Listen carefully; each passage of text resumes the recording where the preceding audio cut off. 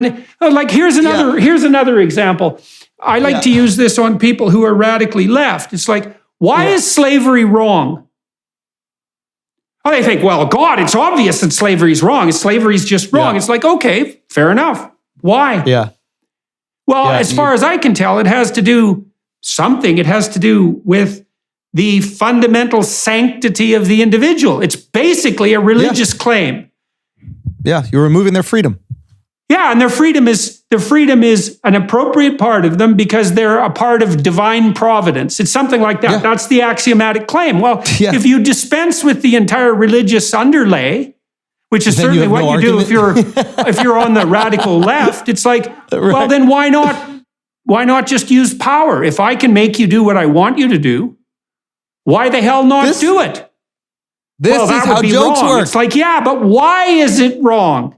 Exactly. But this is how jokes work. Isn't this beautiful? It's like you find a way to get a person who is an atheist, doesn't believe in religion, thinks religion is the worst thing in the world, to agree that religion has immense value by getting them to agree that a thing they hate, slavery, is wrong.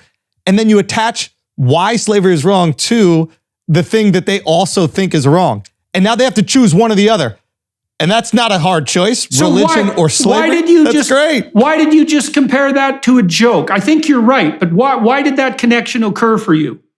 Because you're making people choose. Well, for me, that's how I would enter anything. I would go, okay, there's a person who is not religious. Or we can even use let's person who's not religious. I would like to convince that person that religion is valuable, right? So, and I have bits that I've done about this, right? So what do they hold true? What are their other values? Maybe they're very liberal. Maybe they don't believe in, I don't think you have to be liberal to not believe in slavery. We should all not believe in slavery. But here's another thing that they would hold true. They disagree with slavery. Okay, now if I believe that the reason why man has the right to their I guess, independence and their freedom is because I'm a God-made individual and God would never make somebody chained, then that person has to accept that God is the reason why slavery is wrong, and therefore has to agree. There is something definitely there, because a punchline. So there's a whole line of psychological. We need a punchline still. Yeah, we need a punchline still, but that's a premise. Right. Yeah. Right. The punchline is what drives it home.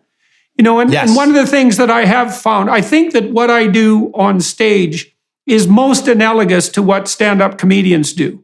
And the reason for that is that when I do a lecture, for example, or try to answer a question, there's usually an investigation, but it has to build up to a punchline. There has to be a culminating moment where it's driven home, and that's a moment of insight. And what it does is it takes a bunch of information that's sort of been scattered around and brings it together. And everybody goes, aha! And that's very much like the climax of a joke. And it's part of insight. And so there's a psychological literature on insight, and insight seems to develop when a number of things that weren't linked together are suddenly linked together. And you go, aha, that's how all that fits together. And comedians are doing that all the time because we're explaining the world, and sometimes we're explaining the world in ways that don't really make sense, but they're funny connections. I had one of the earlier jokes in my career that worked was, we were talking a lot about like the oppression of women. And I'm like, okay, maybe it'd be funny if I could find a justification for the oppression of women. So I said, the oppression of women is horrible. Countries that treat women horrible, that's just awful, but they have the best food. So my nobody's ever said, let's go out for a Canadian tonight. Right? So to me, that's like the more equal a country, the worse the food is. And then the more oppressive the country, the better. Like, I think one of the lines was, the more countries like stay in the kitchen, the better the food comes out of the kitchen, Now, these are absurd concepts, but a really funny connectivity, right? I'm justifying something awful, but now all of a sudden everybody in the room is kind of agreeing like, holy shit. Like, I'm not a fan of Swedish food. I'm not a fan of, I really love hummus. You know what I'm saying? Norwegians eat fermented shark. Jesus, that's an argument against the equality of women right there. Fermented shark, man, that's just not a good idea. There's cans of that stuff. I think it's called surströmming. You can't fly on airplanes with cans of that because they explode. So that is not a food you should eat. So to me, now I don't have the responsibility you have, which is to be truthful and right. So I can dabble in the wrong, and the wrong is so funny. But for me, like, I don't know, I just love this. I love the wrong. The wrong is great, and it allows us to explore ideas. Like, I got a boxing coach, right? And not for anything else other than exercise. I just love to do the sport, right? But and he's from Egypt, and he was speaking to me in Egyptian Arabic, and I thought that like curse words are a great way of organizing a society's hierarchy in values, like the different curse words that they use, right? And he was telling me, he'll call me different curse words. He called me mitnaka, right? Which means prostitute. Sorry. Mitnaka means a slut, actually, for lack of a better word. And then he goes, sharmuta, he calls me, which means prostitute. He goes, now listen, outside of here, don't say mitnaka to anybody. That is a horrible word. Okay, you cannot say that. Do not, he's basically, don't call anybody a slut. He goes, you can call people sharmuta, that's not that bad. I go, wait. You're saying slut is worse than prostitute? And he goes, well, sometimes you have to for money, that makes sense.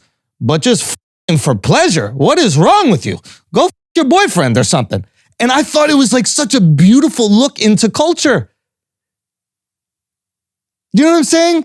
Like there are dire circumstances that made it more reasonable to have sex for money because you needed money to survive, maybe you needed to help your family, and that was forgiven culturally. In this, it was like understood. It was like, you don't want to do that, but at least you're doing it to support your family. Yeah, well, the curse words always touch on taboos, right? And so taboos would be the worst thing in a society. In Quebec, all the curse words are church related. Tabernacle. Yeah, exactly. How do you know that? Why do you know that? It's my job to know these things. So let me ask you again about your special. So It was going to be edited. Did you know how heavily it was going to be edited? Yeah, they told me certain jokes that they didn't like. And again, I don't necessarily have resentment for companies that are trying to protect themselves. You have that right as a company. I disagree because I don't think it is the protection that you want. I think the ultimate protection is putting out great content that people love. Right, exactly. Yeah. That's how you develop the moat. But I think it's very easy to just go like, you guys want to censor, blah, blah, blah. It's like, yeah, I get it. You have a family, you have kids in private school. You don't want that maybe responsibility of putting out the thing that got your company in trouble, yada, yada, yada. So I don't have personal resentment. It was frustrating. So basically, long story short, what I did is I bought the special back. They could have said no to this, but I was able to buy the special back, which I'm very grateful for. And I put it up on my own, I put it up on Moment. Moment is this platform where you can, stream content. So basically pay for people to buy a ticket to watch the show and then own it in perpetuity. So I first did a window there, kind of like a movie, right? Like you go see Batman in the movie theater. That's how I was thinking about it. You go see Batman in the movie theater. It's there in the movie theater for a couple months. And then a few months after that, it's on cable. So I was like, let me try this for comedy. I put it up here and, fingers crossed. And it does unbelievably well. And I made way more than I would ever make on the special itself. It was the most money I've ever made in my life, to be honest with you. And that was Moment. It was on with Moment, yeah. So like Moment, Moment World is now what it is, but it was Moment House when I did it. But Moment, it's just a great company. They've been doing these live stream events. They do it for bands. They do it for comedians. And I'm hoping that this is another pathway for comics to put their content out and have a window where they can monetize it. I mean, the beautiful thing about putting your stuff out on YouTube is it goes to the world, but you're not able to monetize it in the same way. And in order to create a special like the one that we created, I mean, it costs $400,000 to shoot the special. Right. You have to be able to generate money to do something that can compete with a Netflix, compete with any of these other, an HBO, any of these platforms. I want to be able to create that content and put it out there. So we put it behind this window and people came out, they supported it. It was amazing. And then a few months later, I put it out on YouTube. Yeah. And that, I think we're at 8 million views in a month or something like that. So now I get all the new people, all the people who weren't familiar with me, all the people that didn't know who I existed, and their friends can share it. But I was also able to give it to the fans who really have rode for me from the beginning and give them this experience. Also, the YouTube version, I put some ads in. Yeah. I watched it this morning. Well, what did you charge for the special on Moment? $15. And how long did you have it up there before you switched it to YouTube? I did two-week windows. So I just did 2 weeks, and then so many people are asking for it that I put it back up for another 2 weeks a week later. And why did you decide on those time periods? I wanted to create urgency. I think one of the issues with just having, like it up is I'll get to it. And I think that's one of the problems with content in general. Like I think there's this idea with it streaming, I'll get to it. I'll get to it. And then you never get to it. And there's just so much that you have to get to. And I think that if you create urgency, like a boxing match is we have to watch this tonight. An MMA fight, we have to watch this. A sporting event, we have to. So knowing that there's this 2 week window where you could watch it with no ads and this was the way it was going to be, also there was no telling when I put it on YouTube if they weren't going to take it down. So like this was the only time that you were 100% sure that you could watch it in its entirety. And it also created this time where like everybody, well not everybody, but a lot of people watched it at the same time. Right. So we had a live viewing. And it created this communal feeling, which we want.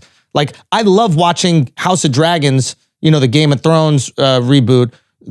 I love watching it on Sunday with everybody else and then going on Twitter and seeing how people are reacting to it and taking part in this massive group experiment and hearing their live real-time reactions. To me, this is awesome.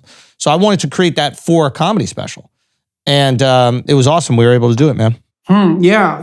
Well, I'll have to look into Moment. That sounds extremely interesting. And then I'll connect you with them. Okay, good. You doing one of your lectures, for example, on Moment, like creating this moment, having this moment for all these people to all check in at the exact same time. And they've got some other really cool features too. Like you can sell merch while you're watching it. Like there are all these different things that are like easy to access. People can comment real time on it, which is also cool.